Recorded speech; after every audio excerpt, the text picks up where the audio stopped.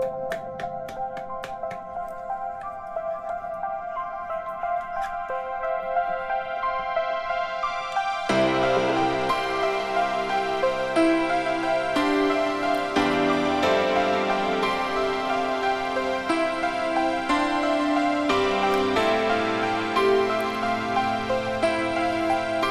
Hello friends, welcome back to my channel. তো চলো বন্ধুরা, বেশি বক বক না করে ব্লগটা শুরু করা যাক।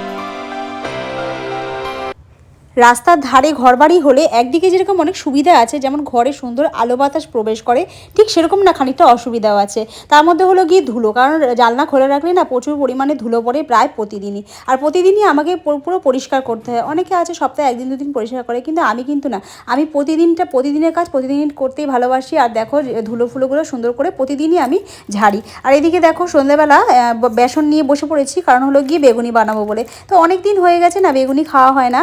আর অ্যাকচুয়ালি কী বলো তো, সেই বিবাহবার্ষিকীতে সেই যে বেগুনি বানিয়েছিলাম, সেই বেগুনিটা দেখে না আমার পুরো প্রচুর লোভ হয়েছিল। কারণ তখন এত সুন্দর বেগুনি বানিয়েছিলাম না, আমি আমার জীবনে কোনোদিনও এত সুন্দরভাবে বেগুনি বানাতে পারিনি। আর বেগুনিগুলো না একদম ফুলে, একদম কোলবালিশের মতো ফুলে গেছিলো, আর এত সুন্দর হয়েছিল।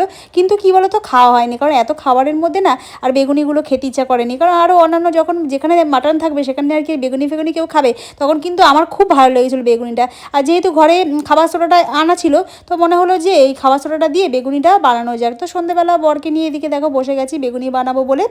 আর এদিকে দেখো তার জন্য বেগুনির জন্য যে ব্যাটারটা লাগে বেসন দিয়ে, সেটা আমি এদিকে তৈরি করে নিচ্ছি। তো আমি না ভুল করে একটুখানি এর মধ্যে না চিনি দিয়ে দিয়েছিলাম। তো জানি না বেগুনিতে আদৌ চিনি দেয় কি না। তো চিনি দিলে হয়তো অনেক সময় প্রবলেম হতে পারে, ভালো নাও ফুলতে পারে। তো আমি না সব রান্নাতেই মোটামুটি চিনি দিই, সেটা যাই হোক না, কারণ একমাত্র আলু ভাজা ছাড়া মোটামুটি আমি সব রান্নাতেই চিনি দিই। কারণ আমার মনে হয় চিনি দিলে আর কি টেস্টটা ভালো লাগে। তো তার জন্য কী করেছি, এটা অভ্যেস, ভুল করে দিকে এক চামচ চিনি দিয়ে দিয়েছি।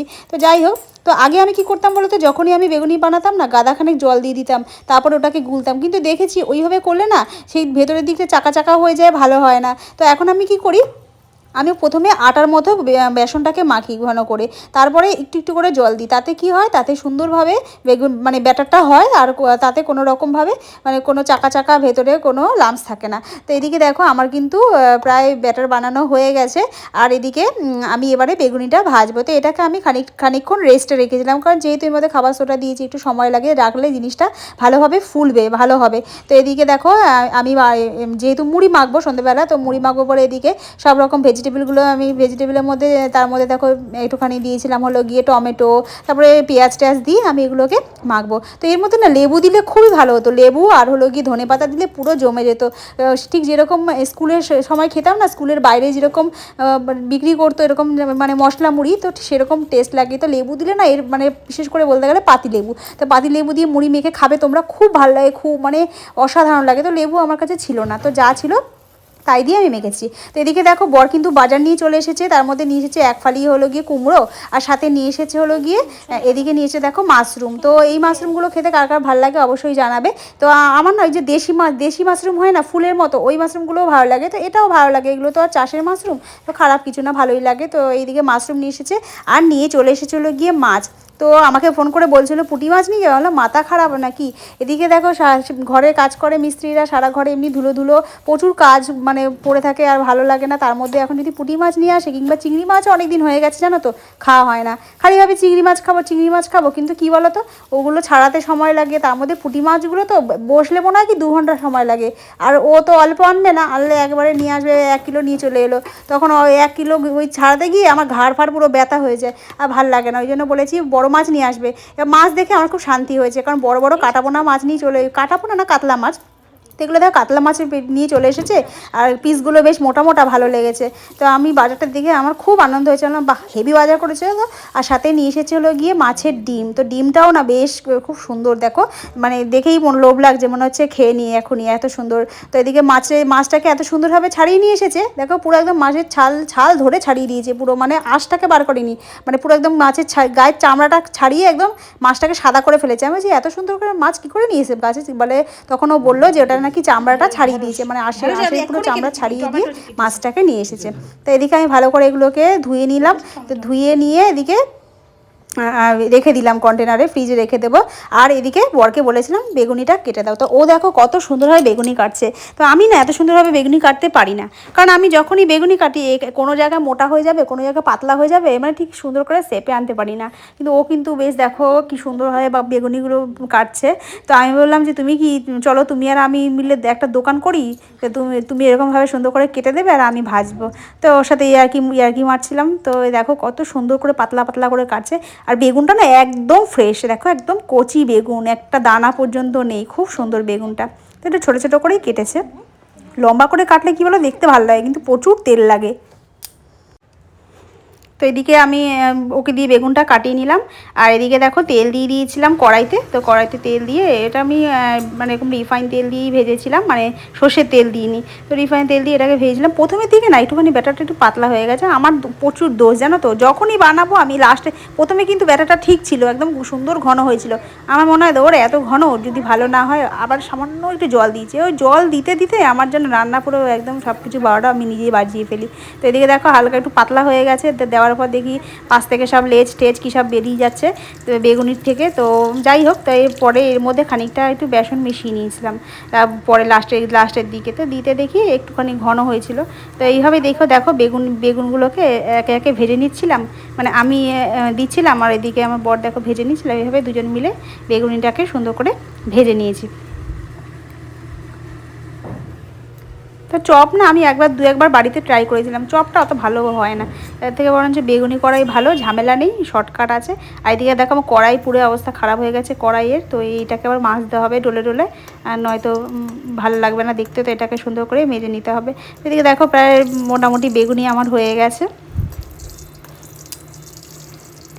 আর সেদিন না ওয়েদারটাও বেশ ভালো ছিল জানো তো, একটুখানি বৃষ্টি বৃষ্টি হয়েছিল। আর একটু মানে বাইরে ঠান্ডা ঠান্ডা ছিল, দারুণ লাগে জানো এরকম ওয়েদারে, মানে বেগুনি ভাজা খেতে। এরকম বেগুনি ভাজা আর ওপরে খানিকটা হলো গিয়ে বিট লবণ ছড়িয়ে দিয়ে, আর গরম গরম বেগুনি ওফ, আর এই সাথে থাকবে মুড়ি, একদম পুরো জমে যাবে। তো এদিকে সুন্দর করে বেগুনিগুলোকে ভেজে নিয়ে এবারে মুড়ি মাখতে বসে গেছে আমার বর। তো আমি তো সব কিছু রেডি করে দিয়েছিলাম। তো এদিকে ও দেখো মুড়িটা মেখে নিয়েছে। তো তোমাদের তো বললাম আমি ধনেপাতা আর লেবুটা এখানে মিস হয়ে গেছে, মোটামুটি সবই ছিল। তো ধনেপাতা দিলে আরও ভালো লাগতো খেতে।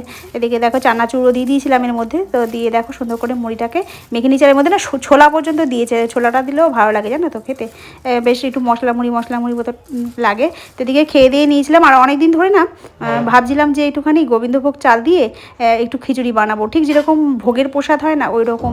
আর এত ভালো লাগে না আমার এই বিশেষ করে গোবিন্দভোগ চাল দিয়ে এরকমভাবে বানাতে, মানে খেতে খুব ভালো লাগে, খুব মানে অমৃত লাগে পুরো, মনে হচ্ছে ঠাকুরের ভোগ খাচ্ছি। তো এদিকে দেখো অল্প করে বানিয়েছি, বেশি বানাইনি। তো এইটুখানি খিচুড়ি মানে ভুনা খিচুড়ির মতো করেছিলাম আগে, মানে সব কিছু চাল ডালটাকে ভেজে নিয়ে তারপরে পরিমাপ মতো একটু জল দিয়েছিলাম। জলটাও না সুন্দরভাবে দিয়েছি জানো তো, আমি দিয়েছি আন্দাজে, কিন্তু সুন্দরভাবে মানে পুরো একদম টাই হয়ে গেছে, বেশি জলও হয়নি যে পাতলা পাতলা হবে, আবার কম জলও হয়নি। তো এদিকে দেখো আমার খিচুড়ি রেডি হয়ে গেছে। তো অল্প করে খিচুড়ি বানিয়ে নিয়েছিলাম, আর খিচুড়িটা খুব সুন্দর হয়েছিল। আর এত ভালো লাগে না গোবিন্দভোগ চাল দিয়ে খিচুড়ি করতে, আর খুব ভালো লাগে। তো এদিকে দেখো দুজনে খেয়ে নিয়েছিলাম।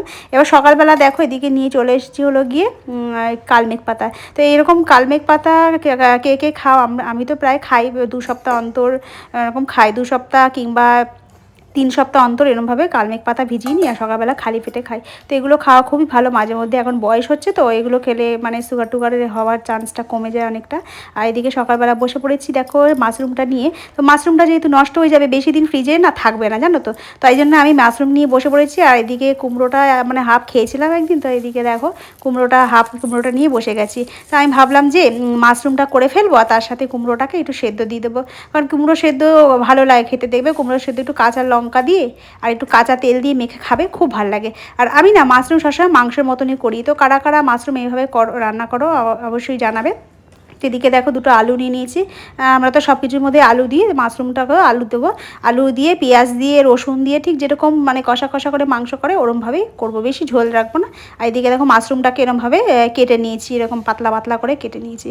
তো কেটে ফেটে নিয়ে আর এর মধ্যে কোনো কিছু আর বাটিনি জানো তো, সকালবেলা তাড়াহুড়ো করে দিয়ে দিয়েছি, মানে সব কিছু ঘষে দিয়ে দিয়েছি, মানে গ্রেট করে, মানে আদা তারপরে হলো গিয়ে রসুন সব কিছু গ্রেট করে এর মধ্যে দিয়ে করছিলাম। সাথে নিয়ে নিয়েছিলাম হলো কি 2টো ডিম, কারণ আমি যখনই মাশরুম বানাই ওর সাথে না 2টো ডিম দিয়ে দিই, কারণ ডিম দিয়ে খেতে বেশ ভালো লাগে, কারণ শুধু শুধু মাশরুম খাবো তার সাথে একটা ডিম থাকলে বেশ ভালো লাগে, জমে যায় ব্যাপারটা পুরো।